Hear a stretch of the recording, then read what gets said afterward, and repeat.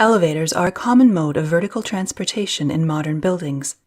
While the passengers of elevators are familiar with the elevator car and few buttons, the hidden internal mechanisms involved are somehow complex and interesting.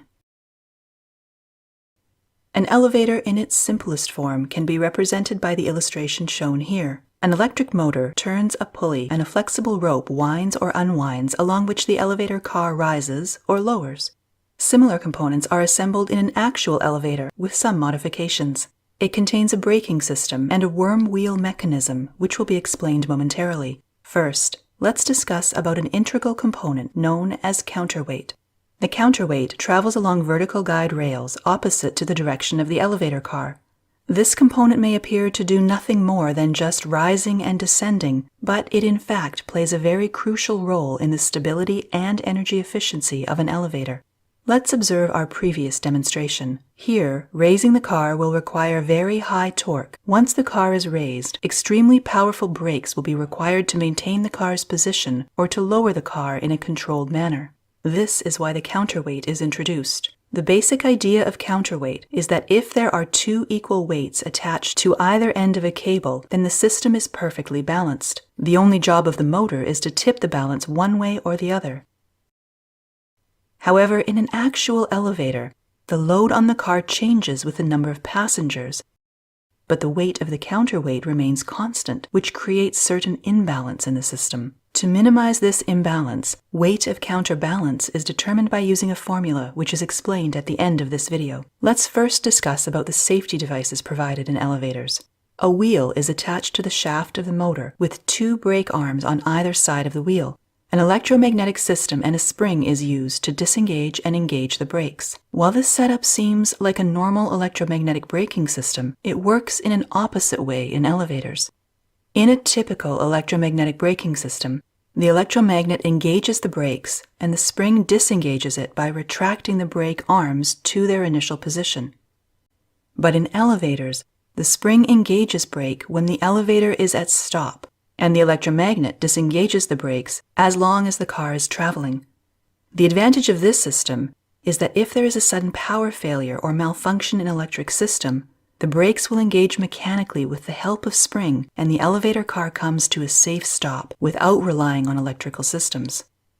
Next to this brake sits a worm wheel mechanism. It has a very high gear reduction ratio. It can convert low torque, high-speed motor input to a very high torque, low-speed output. This is ideal for an elevator because the elevator car doesn't need to travel fast, but it definitely requires high torque to operate. The other advantage is that this mechanism is self-locking, which means the back drive of worm gear by the wheel is not possible, which prevents unwanted traveling of car. Elevators are provided with multiple steel cables to hold the carriage and the counterweight. Technically, only one of these cables can hold more load than the carriage and counterweight combined. Multiple cables are provided so that the elevator can safely operate, even if a few of them snap accidentally. But what if the worst happens and all these steel cables suddenly snap at once? If this happens, the counterweight will freefall and hit the cushioning buffers at the bottom. But the car will still not plunge to the basement. This is because a set of backup brakes are provided at the bottom of the car. These brakes are controlled by a component called overspeed governor. It is a combination of a sheave and a centrifugal braking system. A cable runs along the sheave, which is connected to a lever in the braking system. In normal conditions, the brakes follow the car and the brake lever pulls on the cable, as shown here. During this time, the centrifugal brake arms are free and rotate with the governor sheave. But if the main cables snap, the car starts falling rapidly and causes the governor sheave to spin quickly. When the sheave exceeds rated speed, the arms fly out and lock with teeth in the stationary casing. This suddenly stops the sheave and cable. As the cable stops, the brake lever is pulled upwards. This pulls the two wedged brakes and clamps them upon the guide rails. This wedged system of brakes is very powerful and prevents the car from falling. Now let's discuss how the weight of counterweight is determined. For a balanced system, the weight of counterweight should be equal to the weight of elevator car. When some load is added to the car, same weight should be added to the counterweight to balance the system. But we can't simply change the weight of counterweight for each loading conditions. This means the system will remain unbalanced most of the time. So the job of counterweight is just to reduce this imbalance to minimum. So weight of counterweight is determined by adding the weight of the car and half of the total capacity of elevator. Let's understand this by using a simple example. Let's suppose the full capacity of elevator is 4 people. According to the formula, counterweight is equal to car plus 2 people. When elevator is fully loaded, there is an imbalance of 2 people. When elevator is not loaded, there is again an imbalance of 2 people. This means the imbalance never exceeds 2 people, and the system remains at maximum balance under variable loads. The other significance of this formula is that, in real life, elevators are generally loaded to a fraction of its capacity, which is close to half of its capacity. So the system remains at maximum balanced condition all the time. Selamat pagi Pak, perkenalkan nama saya Friska Afrianto Soit.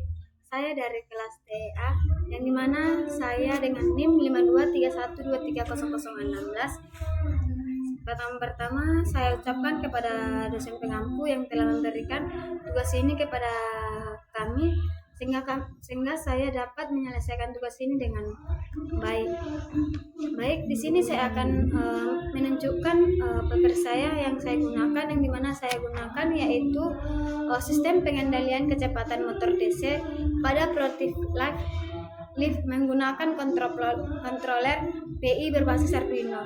Yang dimana di sini saya menggunakan conversionnya yang dimana GS sama dengan 0,761 per 4,052 S tambah 1, yang dimana keterangannya adalah GS adalah fungsi alih pengendalian sistem, yang dimana di sini saya gunakan pada simulin saya nanti. Baik, dimana ini adalah simulin saya, dimana tugasnya yaitu ada 3 yang dikerjakan, yang dimana pertama bergerak ke atas 1 lantai dengan beban 150 kg, yang kedua bergerak ke atas 2 lantai dengan beban 100 kg, yang ketiga dimana bergerak ke bawah 2 lantai dengan beban 100 kg. Baik, pertama di sini saya akan jelaskan yang dimana dia ketika bergerak ke atas 1 lantai dengan beban 150 kg. Tetapi sebelum itu saya jelaskan, saya akan menjelaskan awal pada sebelum menggunakan beban dan tanpa adanya naik ke atas lantai atau ke bawah lantai. Baik, di sini dia pertama itu saya gunakan mana anti-fail ini adalah dimana ketika kita ingin dimana dia awal lantainya dan finalnya adalah contohnya berapa lantai yang mau kita naik. Contohnya ketika dia naik 1 lantai, dia akan kita buat 2, ketika dia naik 2 lantai, dia akan kita buat 3. Baik, di sini saya dimana di sini saya akan jelaskan beberapa komponen yang saya gunakan pada simulink saya. Yaitu ada pertama ada step ini yang dimana gunanya ini adalah pengaturan lantai yang kita inginkan. Contohnya yang seperti saya yang bilang tadi, ketika kita ingin naik ke lantai 1, maka kita akan buat ke dia 2 lantai pada intiannya itu ada gunanya step ini gitu. Sedangkan beban penumpang ini itu adalah yang dimana ketika kita inginkan dia bebannya di 100 atau 150 kilo, di sini kita akan ubah beban penumpangnya, tetapi batas beban penumpang yang kita gunakan yaitu di mana 150. Dan di sini ada juga adalah error, yang dimana di sini kita untuk mengetahui nilai errornya, yang dimana di sini akan saya ketahui nilai error dari hasil diagram ini. Terus ada juga yaitu PID, yang dimana PID ini gunanya untuk mengontrol atau mengubah kayak posisi aktualnya ini, yang ketika kita minta dia posisi aktualnya ketika dia tidak mencapai di titik yang kita inginkan, seperti ketika kita inginkan ke lantai 2, contohnya dia melebihi atau mengurangi pada posisi aktual ini. Contohnya kita minta ke lantai 2, dan di si posisi aktual ini dia 2,00 atau 2,19. Di sini kita mengubah pada PID controller ini. Sedangkan motor adjuster ini adalah untuk pada plan lift ini. Nah, plan lift ini inilah tadi yang kita gunakan. Ini yang saya gunakan pada jurnal sebelumnya, saya gunakan di diagram saya ini. Dan posisi aktual ini adalah dimana kita inginkan hasil dari nilai lantai yang kita inginkan. Sedangkan skop posisi ini adalah dimana dia gunanya untuk mengetahui grafik hasil dari keseluruhan. Baik, di sini saya akan buat dimana dia tadi kan pada tugas pertama, yaitu dimana dia bergerak ke atas satu lantai dengan beban 150.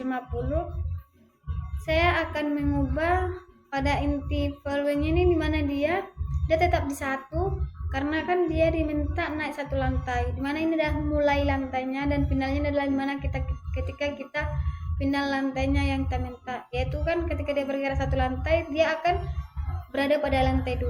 Kita buat dia di lantai 2. Lalu beban penumpangnya ini kita ubah menjadi tadi diminta 150.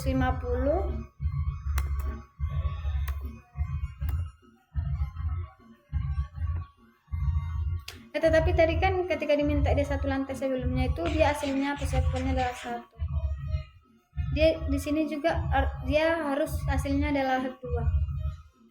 Baik, saya ubah tadi udah 2 lantai, ini bebannya 100. Saya runkan.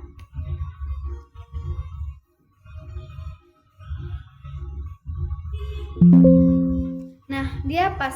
Dimana tadi kan diminta naik satu lantai, dia mencapai dimana posisi aktualnya itu dia di lantai 2 pas, untuk mengetahui apakah dia pas di lantai yang diminta pada sebelumnya, dia pas pada posisi lantai 2. Mari sekarang saya akan tunjukkan pada grafik saya, hasil grafik saya.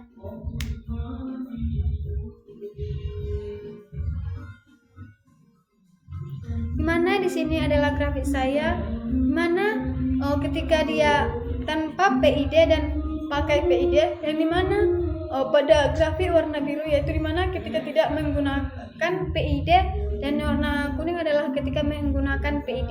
Yang ketika kita tidak menggunakan PID, dia di detik 1 itu dia naik pada di 2. Dia di pertama dia pas gitu. Lalu mereka berjumpaan pada di detik ke 1,5. Mereka berjumpaan pada di titik ini, lalu dia overshoot pada dari 1,5 sampai 5. Lalu dia ketika dari 5 sampai 10 dia kembali normal gitu. Baik, selanjutnya di sini saya akan pada soal 2 itu dimana bergerak ke atas 2 lantai dengan beban 100. Bergerak ke atas 2 lantai berarti dia akan ke lantai 3 finalnya. Intinya ini dia menetap di 1. Oke. Lalu beban penumpangnya tadi diminta pada soal adalah 100. Saya akan mengubah di 100. Ketika saya runkan harus dia mencapai di 3 di posisi aktualnya. Nah, dia mencapai pada titik pada posisi lantai ketiga, dia menghasilkan pada lantai 3, berarti pada nilai konseptual saya ini dia memang mengapakan diagramnya, menghasilkan diagram yang baik gitu, karena dia mencapai memang sesuai permintaan kita ya lantai 3. Sedangkan kita akan melihat pada grafiknya apakah yang terjadi pada grafiknya gitu. Nah, pada grafiknya ini dia dimana ada di sumbu X adalah dimana 10 detik, dimana dia ketika di lantai di detik kedua, di detik dua dia bersamaan pada ketika tidak menggunakan dia PID. Mana ketika kan tadi pada awalnya kita menggunakan PID dan tidak menggunakan PID. Nah, mana mereka berjumpaan pada detik kedua. Lalu overshoot kembali dia dari 2 ke 6, lalu di detik ke-6 dia berjalan normal lagi seperti semula.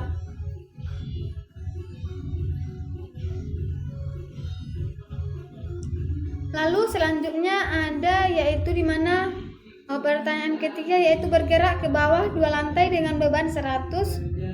Di mana stepnya ini kita ubah, di mana dia bergerak ke bawah, berarti ininya finalnya ini di intinya ini kita buat finalnya berarti bergerak ke bawah, berarti ini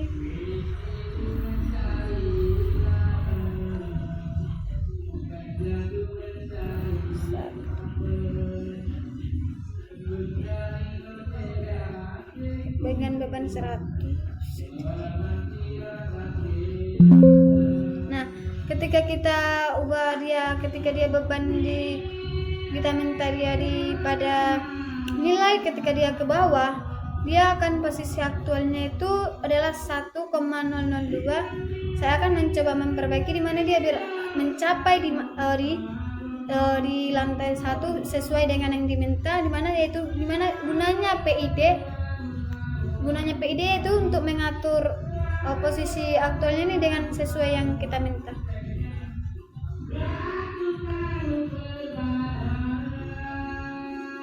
Saya akan mencoba memperbaiki gimana biar pas mencapai.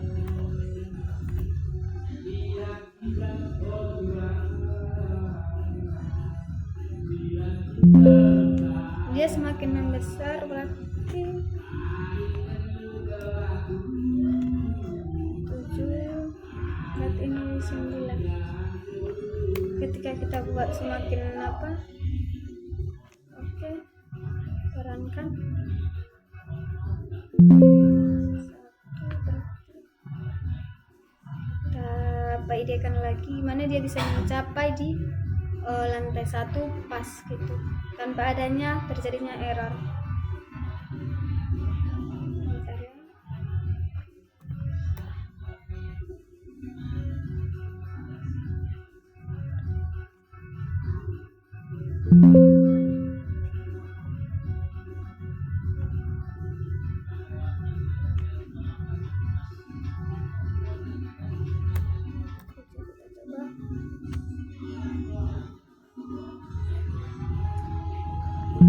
Nah, di mana itulah ada gunanya tadi PID controller untuk mengubah supaya sesuai dengan apa yang kita minta. Nah, di sini dia posisi aktualnya tadi kan dia bergerak, dia turun ke bawah 2 lantai, dia akan mencapai pada lantai 1. Ini adalah posisi aktualnya di mana dia pas mencapai pada lantai 1. Lalu kita lihat pada grafiknya yang terjadi di mana dia dari yang pada garis biru adalah ketika tidak menggunakan PID dan garis kuning adalah ketika menggunakan PID, di mana dia turun 2 lantai, dari lantai 3 turun ke lantai 1 2 lantai, lalu dia bertemu pada detik ketiga, lalu sedikit overshoot dia akan ketemu lagi pada detik ke 6,5an gitu. Inilah hasil grafik saya.